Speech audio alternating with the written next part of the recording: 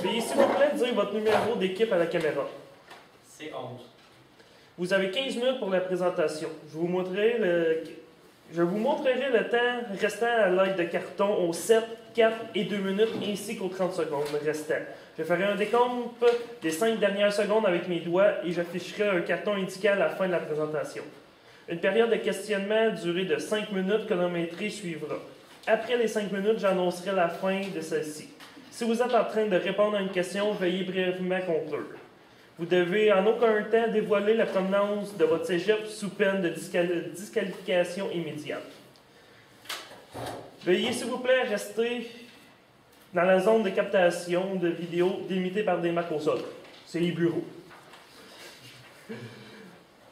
À tous les observateurs, le silence vous sera demandé tout au long de la présentation et de la période de questionnement. Si vous désirez applaudir, vous devrez attendre la fin de la période de questions. Vous devez en aucun temps dévoiler la provenance de l'équipe qui se présente. Aucune entrée ni sortie de la salle n'est permis durant la présentation ou la période de questionnement. Veuillez éteindre la sonnerie de vos téléphones. J'inviterai maintenant au juge de se présenter et vous pourrez par la suite débuter la présentation. Francis Grenier, de genre d'entreprise, moi ici, en fait, là-bas, je suis directeur de compte. Enchanté, messieurs. Bonjour, Samuel Saint-Cyr-Durand. Je suis directeur des études de cycle supérieur à l'UQAR Campus Lévis, professeur en sciences comptables. Bonjour, Marika Lapointe, je suis analyste financière chez Cascade. Puis j'étais présidente de l'organisation des Jeux du commerce, qui est la plus grande compétition interuniversitaire l'année dernière. Puis cette année, je suis la présidente de l'OMM financier, qui est une compétition aussi à l'université.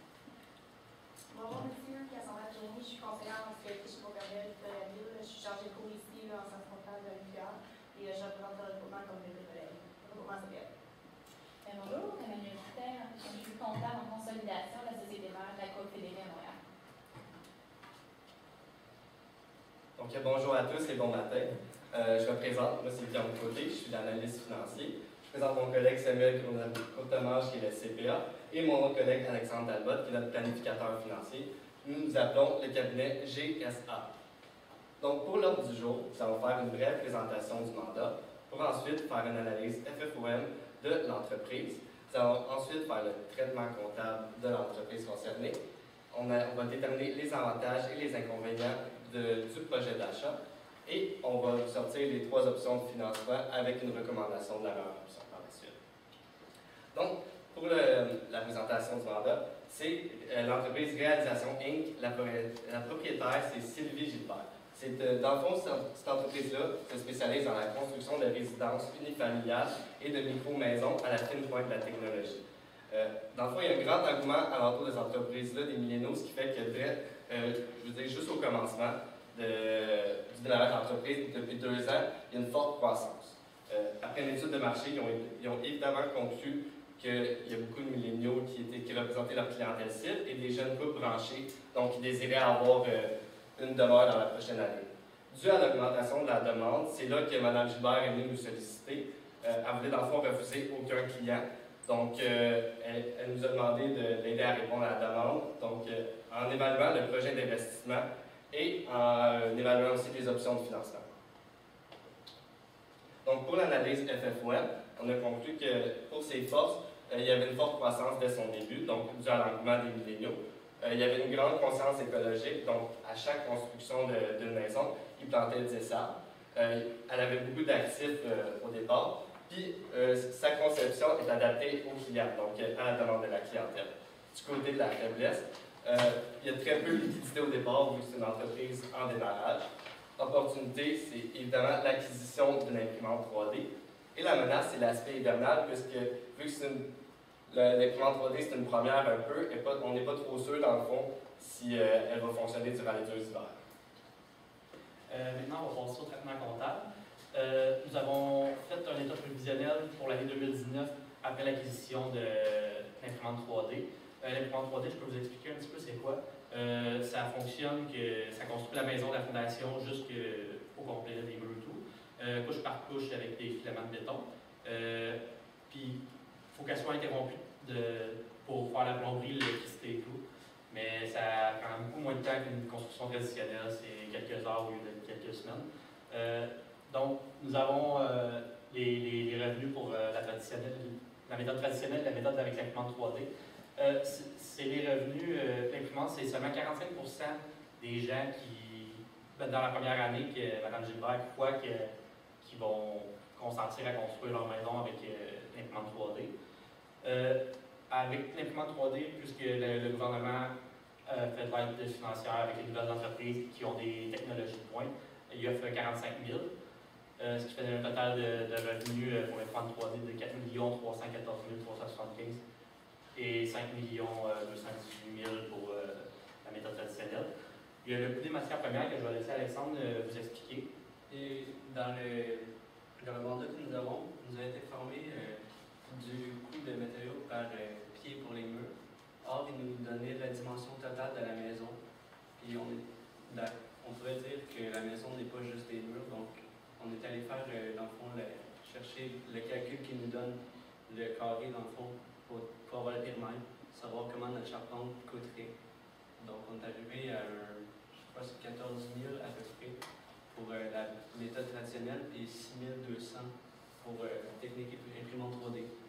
Vous représentez un gain, dans le fond, à chaque maison qu'on fait convertir à son imprimante 3D. Donc, ce qui nous donne quand même une marge de bénéficiaire brute pour les deux méthodes.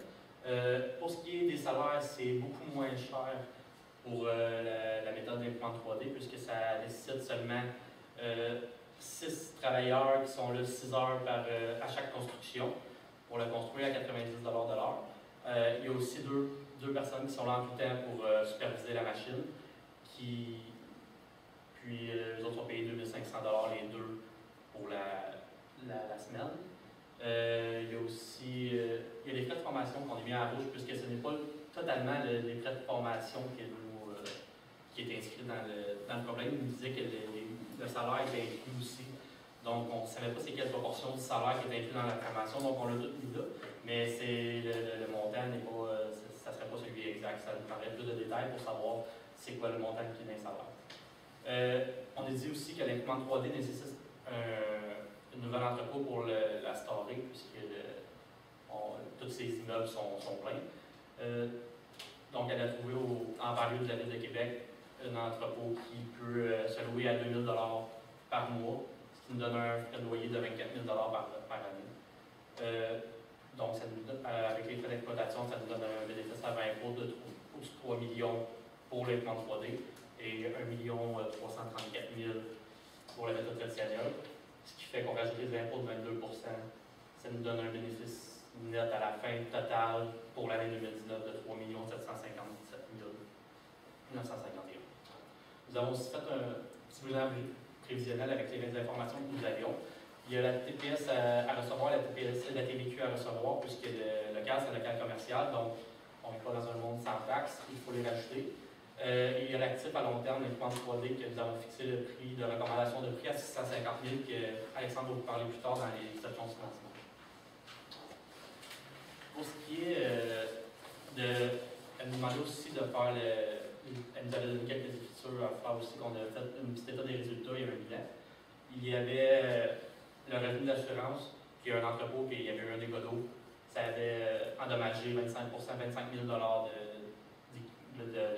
de stock de marchandises. Donc, nous avons eu que l'assurance a accepté de rembourser. Donc, nous avons les revenus pour la méthode traditionnelle de 2018, les 50 habitations qui construisaient par année.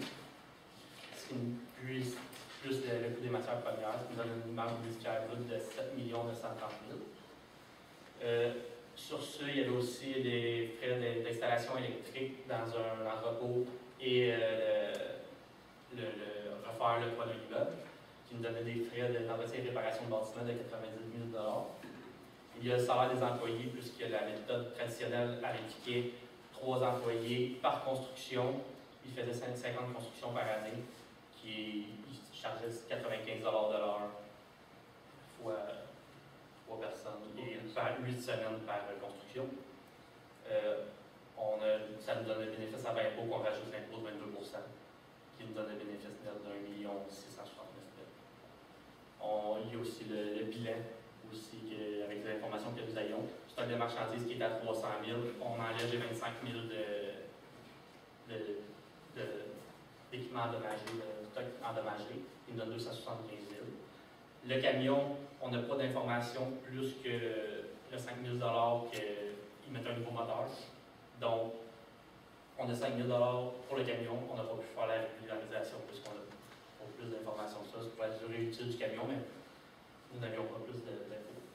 Il y a le perçu d'avance. Il y a quelqu'un qui a demandé pour faire une construction. Il a fait un dépôt de 50 000 d'avance. Donc, ça nous donne un perçu d'avance de 50 000.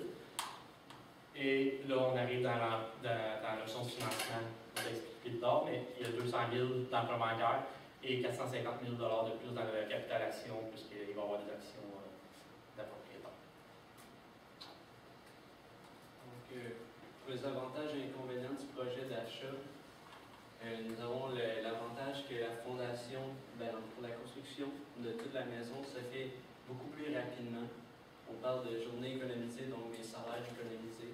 Ce qui réduit justement notre deuxième point, les réductions des coûts globaux de production. Donc encore là, on sait le but premier d'une entreprise, c'est de faire de l'argent. Donc en réduisant nos charges, que ce soit le salaire ou le prix qu'on met dans les matériaux, c'est un autre avantage. Et là, lorsqu'on arrive au troisième point, il y a le prix concurrentiel. On peut trouver un prix concurrentiel avec toutes les économies qu'on fait, ce qui est relié dans le truc qu'ils nous ont fourni. Le papier, il y avait deux questions, un questionnaire que les gens avaient dit. On serait prêt à aller vers le quoi le plus écologique si le prix est bon, si le prix est moins cher. Mais avec toutes ces économies-là, on pourrait aller chercher un peu plus petit et trouver plus encore des clients. Comme on a dit, les délais plus courts de construction, c'est encore là, c'est monétaire, c'est du temps économisé. Lorsqu'on va par exemple dans les inconvénients, sur le coût, l'investissement est quand même considérable. On parle de la machine, c'est quasiment 700 000 $. Donc, on rajoute les formations, les nouveaux employés. Un autre affaire qui est un peu difficile, c'est que c'est un processus qui est fréquemment interrompu. Donc, on ne peut pas laisser la machine faire d'un bout à l'autre. On doit arrêter, envoyer les gens faire la plomberie, faire l'électricité. Ce qui n'est pas mentionné non plus comme information. Donc, on n'a pas pu le rajouter dans les salaires, mais ces personnes-là sont quand même payées. Ou si ce n'est pas nos employés, ça va être les personnes qui s'engagent qui vont être payées dans le fond. Lorsqu'on arrive après ça, la technologie est en développement. Normalement, la technologie n'est jamais sûre et parfaite à 100% du premier coup. Ça peut prendre plusieurs essais et erreurs avant d'arriver, dans le fond, à concevoir l'imprimante 3D qui va faire la maison la plus réussie. Donc, c'est un grand risque de prendre cette option-là. Il y a aussi un taux de participation des clients qu'on pourrait dire qui est faible. Dans le fond, c'est seulement 45% des clients qui seraient prêts à utiliser la nouvelle méthode. Ce qui fait qu'on n'a pas la majorité là-dessus. Ça ne permet pas de dire, on passe d'un à l'autre directement d'un coup. C'est vraiment de séparer les deux tout le temps pour voir qu'est-ce qui rapporte le plus. Et bon, résultat.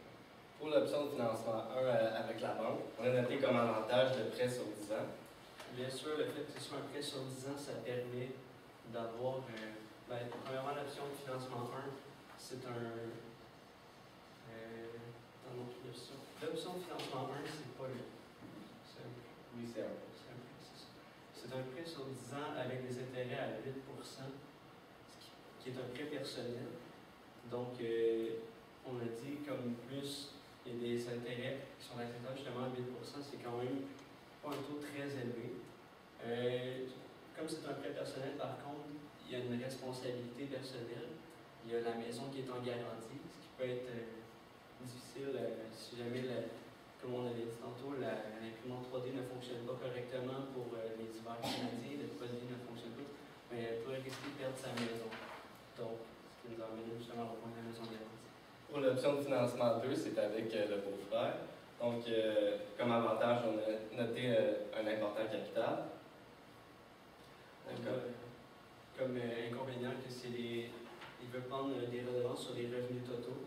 Dans le fond, de repayer avec les revenus totaux, ben, encore là, ça prend dans le fond un bon contrat avec la personne pour être sûr que dans le fond, il n'y ait pas d'erreur. Si jamais ça ne fonctionne pas, qu'ils ne viennent pas, mettons, poursuivre en cours parce qu'on n'avait pas donné assez d'informations et que ce ne soit pas une fraude non plus. Donc, il y avait 3 options avec le beau-frère. En fond, la première, c'était justement qu'il prenait des redevances sur le 900 000 qu'il voulait investir. La deuxième, c'est qu'il prenait sinon 10% des actions normales, ce qui lui permettrait, dans le fond, d'apporter son expertise qui est un plus. Et au négatif, ce qui permettrait d'avoir des options de vote, dans le fond, dans la compagnie, c'était comme un poids décisionnel qui serait encore plus partagé. Pour l'option 3, il nous avait proposé de faire un prêt allant à 20% d'intérêt. Donc, on s'est dit tout de suite, les intérêts sont beaucoup trop élevés pour le prêt, même si c'est un prêt qui est élevé. Donc, on a dû éliminer cette option-là. Pour l'option de financement 3, on a noté comme avantage qu'il y avait un faible intérêt. Donc, étant un prêt à l'entreprise, c'est seulement 5%, donc les taux sont beaucoup plus favorables qu'un prêt personnel. Donc, vu que c'est le prêt à l'entreprise, c'est justement l'entreprise qui en est responsable, vu que c'est une société par action. Le seul point négatif, c'est que comme c'est juste 200 000 que la banque est prête à investir, ça va nécessiter une autre source de financement en même temps. Donc, lorsqu'on arrive à la recommandation, nous, on avait proposé, selon la machine et le coût qu'on estimait, on nous donnait un prix à partir de 750 000, mais comme c'était la première, on fait négocier à la baisse. On s'est dit environ 650 à un peu plus, mettons, on dirait 675. On peut aller chercher après le 200 000 dans le prêt de l'institution familiale. Après ça, le reste par action et en renégociant le prix, on peut aller chercher ce qui manque. Session de questions.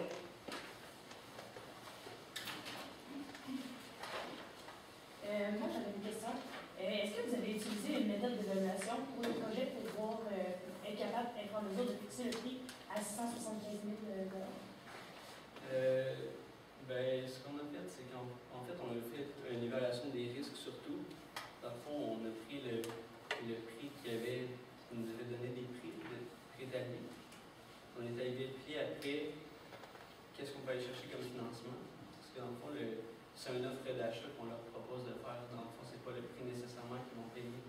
Donc, comme je l'ai dit à la fin, dans le dernier point, il y a place aux négociations après.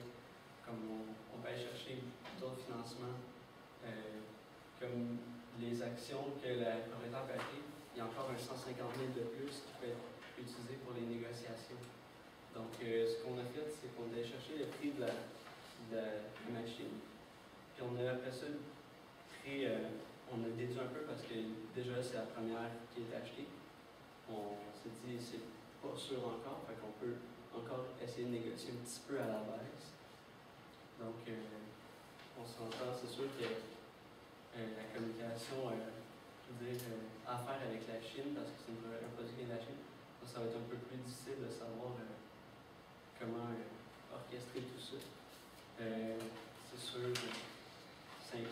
ça peut inclure d'autres frais, on transport et tout ça, qui seraient couverts par l'entreprise directe selon les résultats qu'on a obtenus.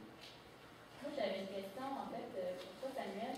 Tu parlais tantôt que tu allais mettre de toi, toute la dépense, cette affaire-là, puis après ça, tu arrives dans le village, puis tu me parles plutôt d'un camion selon le capitalisme, puis j'avais pas la raison exacte. Mais puisque dans le problème, il mentionnait que c'était un frais de réparation, il me semble. OK. C'était pas un ajout à bâtiment, parce qu'il marquait vraiment que c'était comme un. Mais pour le camion, c'est pas la raison pour le capitaliser. Puisque ça redonne de la valeur au camion sur sa vie utile. Ok, peut vraiment durer plus utile. Ouais, c'est ça. Parfait, merci. Merci les gars pour votre présentation. Sylvie, moi j'ai une question parce que vous me dites d'investir personnellement mon argent là-dedans. C'est quoi la rentabilité du projet versus la rentabilité que je peux avoir en plaçant mon argent à la banque? La rentabilité de placer l'argent à la banque, en fait, ça donne 20% de taux dans la prochaine année. Okay. Mais sur un prêt, c'était 200 000 que tu pouvais placer à la banque pour 20%. Mais il disait que tu pouvais tout perdre aussi. C'était vraiment rien de certain. Donc, on aimait mieux prendre l'argent de la propriétaire puisqu'elle en allait, puisqu'elle avait l'argent d'économiser. Comme ça, c'était sûr et certain qu'il n'y avait pas d'argent perdu, puisque la machine n'était pas certaine non plus que ça allait durer dans nos hivers québécois. Donc, il n'y avait rien de sûr. Parce que c'est ça, d'un côté comme de l'autre, j'ai peur de perdre mon argent, mais est-ce que mon espérance de rendement est plus forte avec la machine ou est plus forte avec mon argent placé? Est-ce que vous avez calculé le taux de rendement du projet? Personnellement, je dirais que le rendement serait meilleur avec le projet, puisqu'on a déjà des états des résultats favorables. Donc, c'est sûr qu'il va vous en donner à chaque année. Donc, on fait du temps, vous allez reprendre votre argent quand même. Tandis qu'avec un prêt au risque, qui est quand même 20%, normalement, on n'est vraiment pas certain de recevoir, même pas que ce soit $1. Si on perd tout, je trouve que c'est vraiment de jouer l'idée un peu trop solide.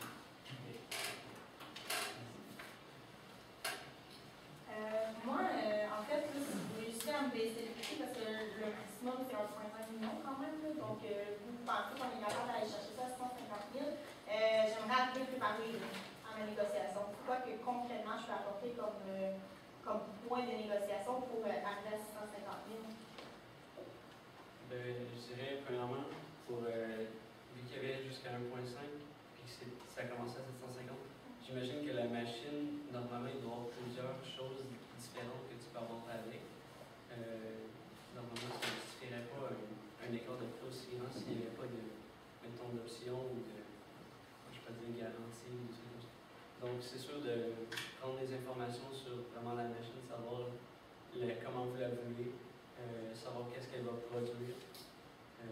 Car c'est sûr, si on arrive, on ne sait pas, la personne va sûrement essayer de faire gonfler le prix. Donc, c'est d'aller bien préparer, connaître, en même temps qu'on n'ait pas dit avant de négocier. Petite session de questions. Merci.